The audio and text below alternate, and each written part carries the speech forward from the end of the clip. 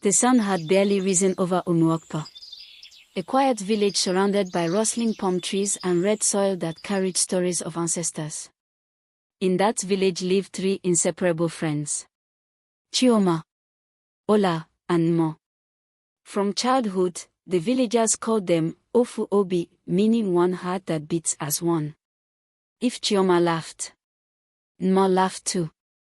If Ola cried, the other 2 would cry harder.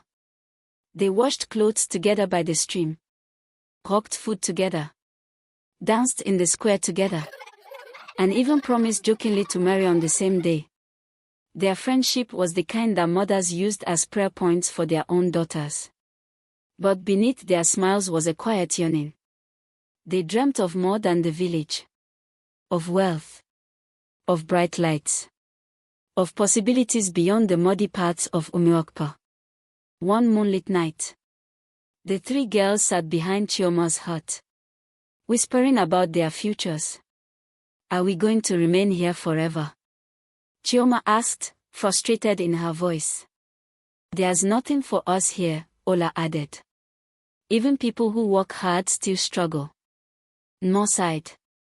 I hear the city shines at night. Cars are everywhere. Money flows like water. They all knew what they wanted. They wanted more. And so, without telling their parents, they packed small bags and boarded a rickety bus heading to the city. When their parents discovered they had vanished, the entire village erupted in panic. Mothers wailed. Fathers stormed from compound to compound seeking answers. Some suspected kidnappers, others believed the girls were lured by spirits. But the girls were already far away, chasing a dream they barely understand. The city was everything they imagined. Loud, bright, confusing, and full of endless movement. They had no money, nowhere to stay, and no one to call. That's when they met Mary. She was stunning. Skin glowing like polished bronze. Hair flowing down her shoulders. Clothes rich and fashionable. Men slowed their cars to greet her. Others handed her money like she was royalty. The girls were captivated. Are you actresses? Mary asked the girls when she saw them sitting by the roadside. No, Chioma replied shyly. We just arrived. We don't know anybody. Mary smiled warmly, though her eyes held something unreadable. Come stay with me first. The city is dangerous for girls like you. Grateful and desperate, they followed her. Days passed, and the girls couldn't stop staring at Mary and her beauty. Her lifestyle. Her effortless charm. Men bought her gifts. She never lacked money. Every morning, she was dropped off in a different car. One night, Chioma finally asked, Mary, how do you get your skin to shine like that? Mary laughed softly. It's my skincare products. Mo leaned closer. Where do you buy them? Mary hesitated. Her face darkened for a moment.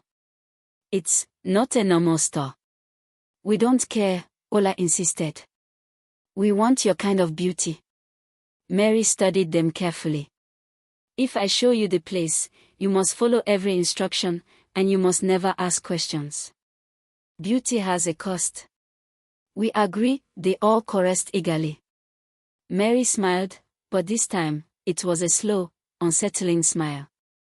At midnight, Mary led the girls through a silent street until they reached a narrow alley. There, behind rusted gates and cracked walls, stood a tiny shop with no signboard. Inside sat an old woman, her back bent, eyes sharp like burning coals. She wore a red shirt and wrappers and beads that clinked when she moved. You have brought new flies to the flame, the old woman croaked. The girls shivered. Mary lowered her eyes respectfully. Mama Dozie, they want what I have. The old woman examined the 3 friends one by one. Her smile revealed missing teeth. So young, so eager, so blind. She handed them small jars filled with strange glowing creams. Rub it every night. Before sleep. Within days. Beauty will chase you. Wealth will kneel before you. Ola's eyes brightened. Thank you, Mama. But, the old woman added, voice suddenly deep and hollow. When the time comes, you will see the consequences. The girls exchanged confused glances. But Mary said nothing.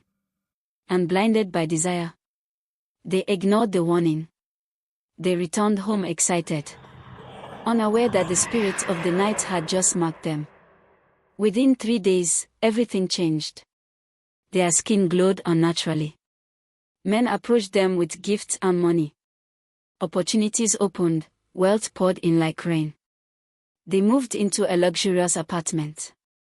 They ate expensive food. They wore clothes finer than anything they ever imagined. It was everything they dreamed of. Until the night everything shattered. Ola stepped out of the shower, singing happily.